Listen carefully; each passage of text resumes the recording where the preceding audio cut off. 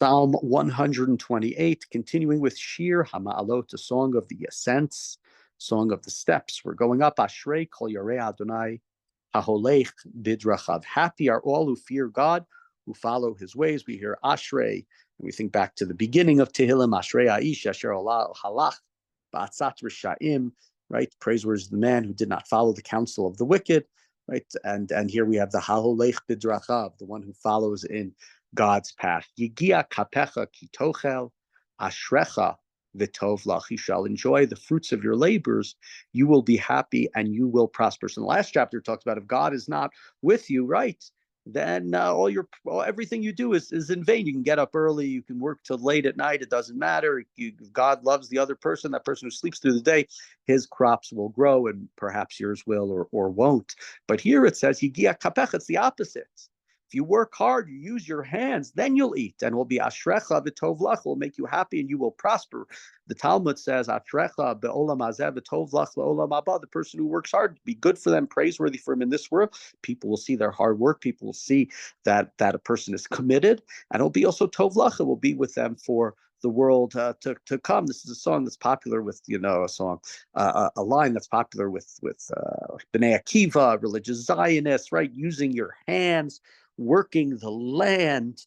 It's a phrase that seems as a verse that seems important, and to be frank, was the phrase that I believe I said to my mom we should put on my father's headstone, because this was very much his philosophy in life. Yigia kapecha, you work, and it will be good for you. You'll benefit in this world, and you will benefit in the next world, both in terms of your own parnasah, the work you do for your community, the work you do for your family, etc., etc.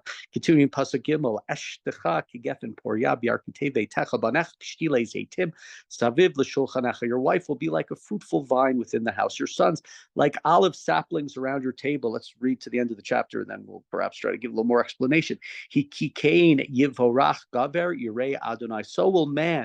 So shall man who fears the Lord be blessed, right? The man who fears the Lord will have, his wife will be like a fruitful vine. The sons like olives around the table. Yivarech Adonai mitzion, ure'ei betuv Yerushalayim, kol yemei chayecha. May God bless you from Zion, and may you share your prosperity of Jerusalem all the days of your life. Understand Yerushalayim there is sort of the gate between the nexus, the place where man meets with God, and therefore that is the place where the two of Yerushalayim, God will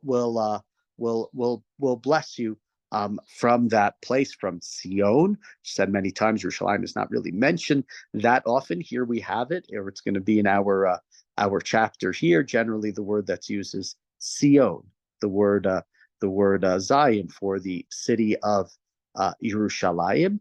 And we conclude this we continue this chapter, Yivarecha Adonai in verse 5, Mitzion urei betuv Yerushalayim kol yemei chayecha. Sorry, I just read that verse, so I thought we concluded.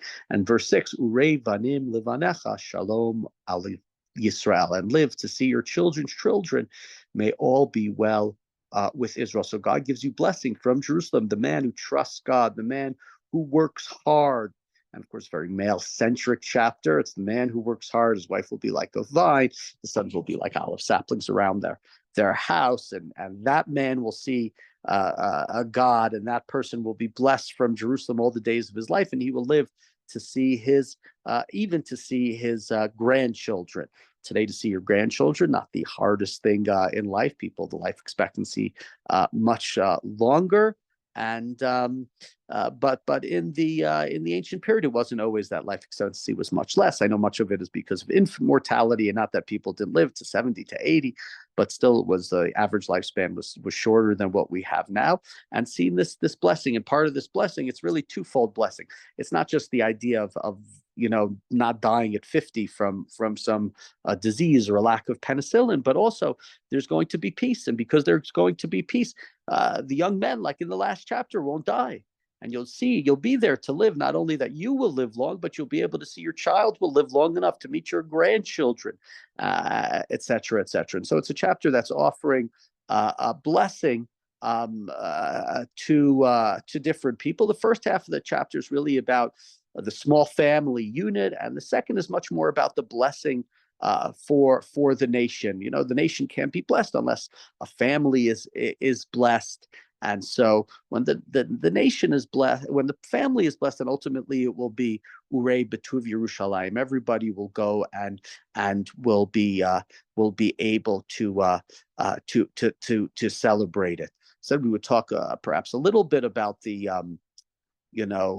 about the images earlier, about the sort of the vine tree and the olive. So to remember that to a certain extent, women who generally physical strength is less than that of a man. So they're seen in a sense as sort of like the vine here. They're compared to the vine, which gives shelter to the house. It gives fruit to the house. It doesn't have the strength. Remember when we talked about vines in I believe it was in was it Yirmiyahu or Yechezkel about the Jewish people not being strong and being just simply like a vine. A vine is not even a tree. It has no thickness and no strength to it. But she provides for the house. She provides fruit for the house. She provides shape to the house and beauty to the house is one way of sort of understanding. The idea of the olive tree is that the olive tree is something that lives not just for a year or a decade, but can live for a long time, for hundreds of years, and continue to produce a fruit. And so olive represents that longevity, the longevity that we have in the first half, right, is something that's going to be alive for a very, very long time. And we have a similar idea at the conclusion of the chapter when it talks about how urevanim levanecha, that you'll see long lasting. You'll see your grandchildren, you see your great grandchildren. We have, of course, in our lifetimes, people who see their great great grandchildren. I don't know how aware she was at the time, but my great grandmother certainly met her oldest great great granddaughter. We have pictures of it. I can't remember exactly. My oldest niece was born in 1998, so she would have been about 95 at the time. How much she knew at that time. She lived another 8 years or so. She was still somewhat with it at that time. But this is the blessing. So the olive tree representing the longevity, and urevanim levanecha, we should live to see longevity for us, longevity for our families, and ultimately betuv Yerushalayim as well, not just for us as family members, but for our entire people to see the beauty of Jerusalem and the beauty of our state of Israel return to a time not needing any more war.